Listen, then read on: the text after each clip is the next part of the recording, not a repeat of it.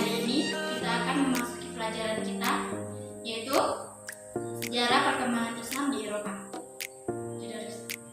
Islam memiliki sejarah tersendiri di benua yang sering disebut dengan benua biru ini. 10 abad yang lalu, Islam adalah agama yang berjaya di beberapa wilayah Eropa, terutama Spanyol, dan pemerintahan Islam banyak membawa kemajuan di benua tersebut. Meskipun hal ini bertolak belakang dengan keadaan Islam di Eropa saat ini, untuk mengetahui lebih lanjut tentang sejarah dan perkembangan Islam di Eropa, aku akan menjelaskan bagaimana masuknya Islam di Eropa melalui 4 periode. Baik, yang pertama, periode Kekhalifahan Islam di Spanyol Andalusia.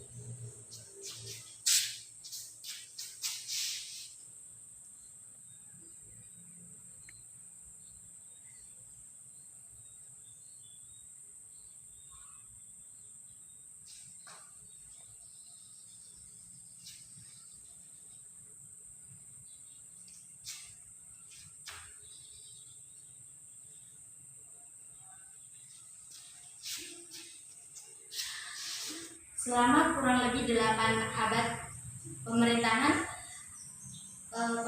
umat Islam di beberapa pulau, di antaranya Perancis Selatan, Sicilia, dan Italia Selatan. Kekhalifahan Islam di Spanyol berakhir pada tahun 1492. Yang kedua, adanya penyebaran tentara Mongol pada abad ke-13.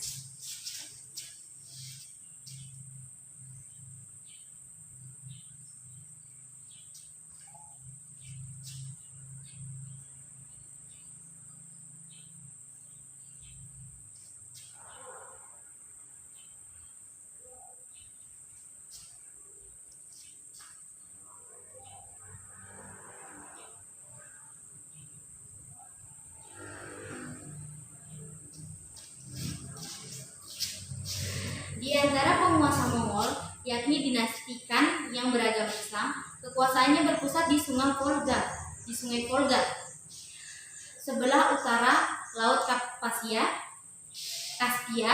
dan Laut Tengah.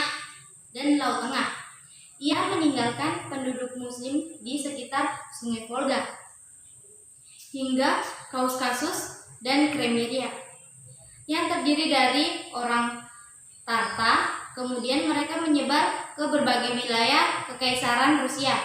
Mereka menjadi penduduk Finlandia, wilayah Polandia, dan Ukraina.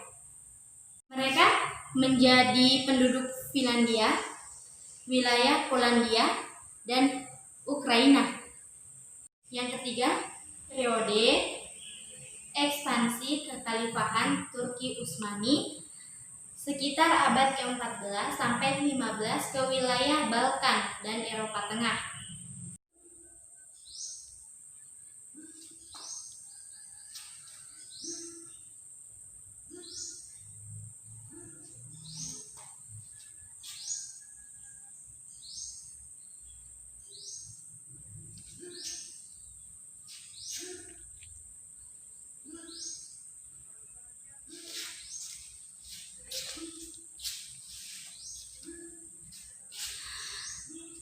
Bahkan di Albania, umat Islam merupakan penduduk mayoritas.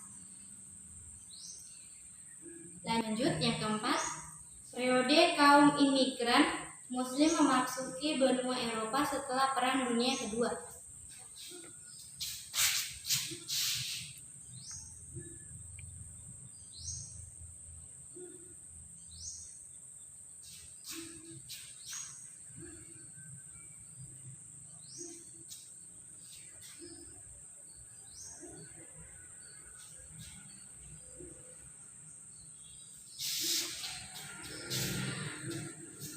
Ke negara-negara industri seperti Prancis, Jerman, Inggris, Belanda, dan Belgia.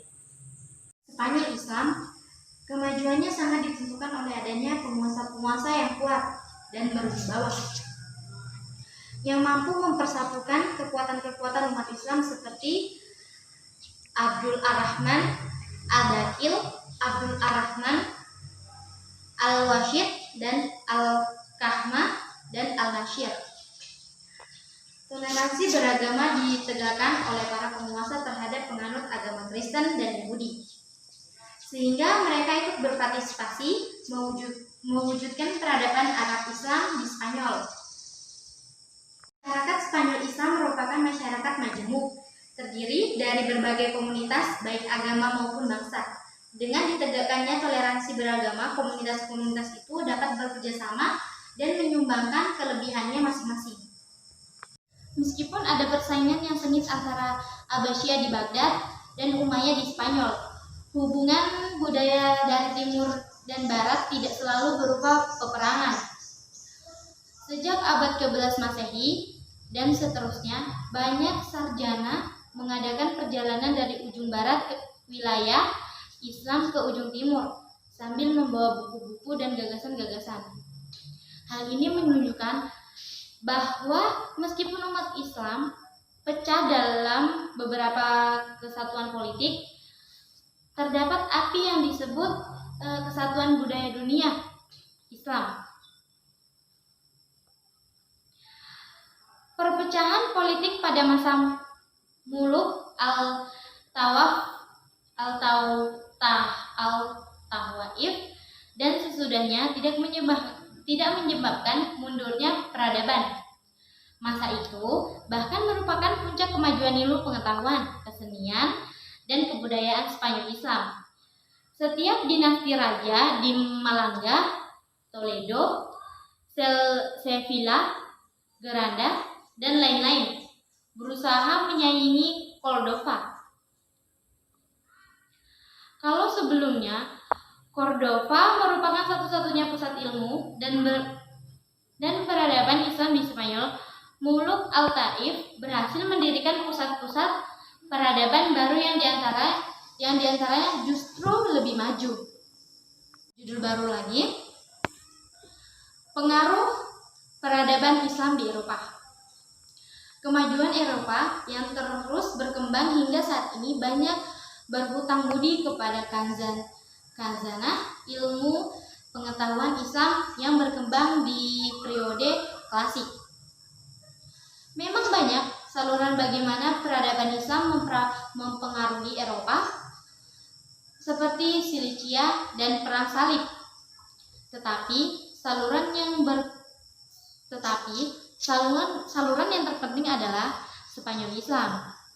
Spanyol merupakan tempat yang paling utama bagi Eropa menyerap peradaban Islam baik dalam bentuk hubungan politik, sosial, maupun perekonomian dan peradaban antara negara.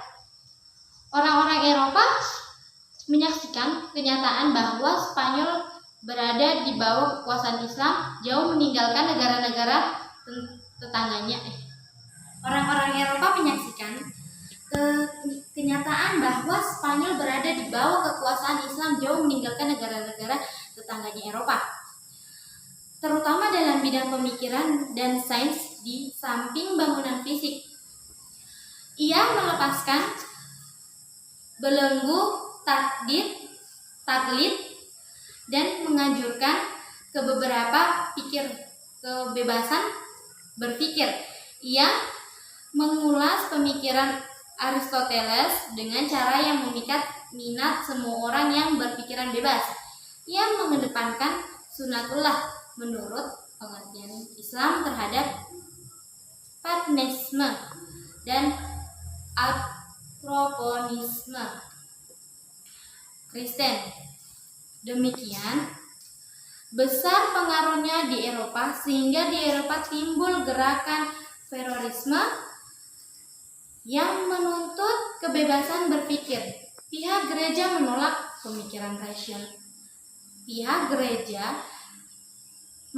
pemikiran rasional yang dibawa gerakan Fouriérisme ini. Berawal dari gerakan Fouriérisme inilah di Eropa kemudian lahir reformasi pada abad ke-6 Masehi dan rasionalisme pada abad ke-17 Masehi.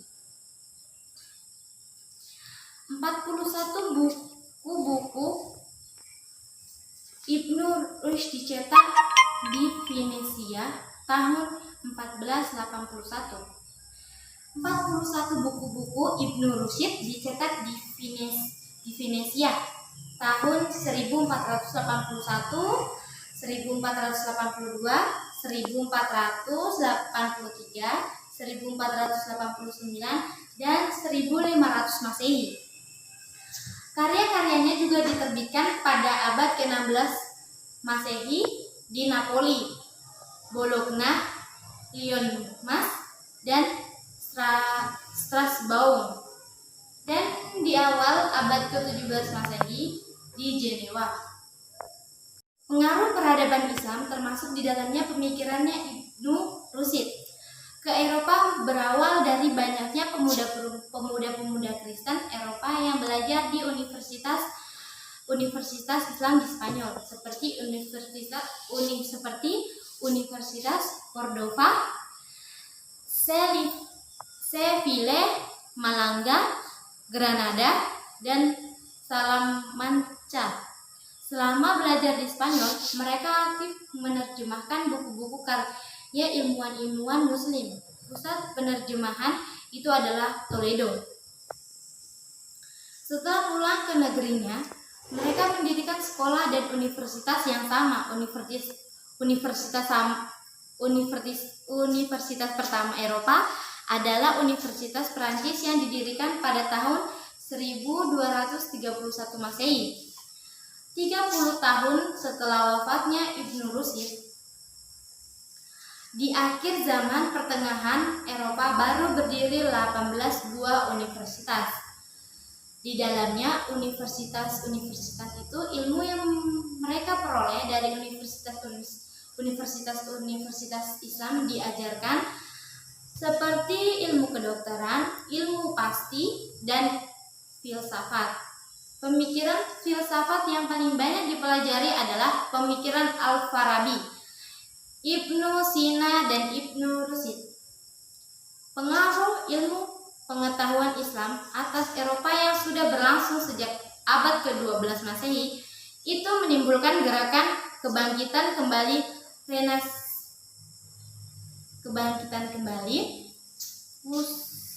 pusaka Yunani di Eropa pada abad ke-14 Masehi.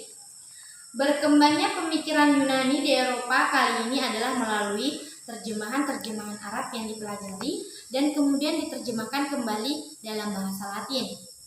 Walaupun Islam akhirnya terusir dari negeri Spanyol dengan cara yang sangat kejam, tetapi ia telah membidangi gerakan-gerakan penting di Eropa. Gerakan-gerakan itu adalah kebangkitan kembali kebudayaan Yunani klasik pada abad ke-14 Masehi yang bermula di Italia. Gerakan formasi pada abad ke-16 Masehi, rasionalisme pada abad 17 Masehi, dan pencerahan pada abad ke-18 Masehi.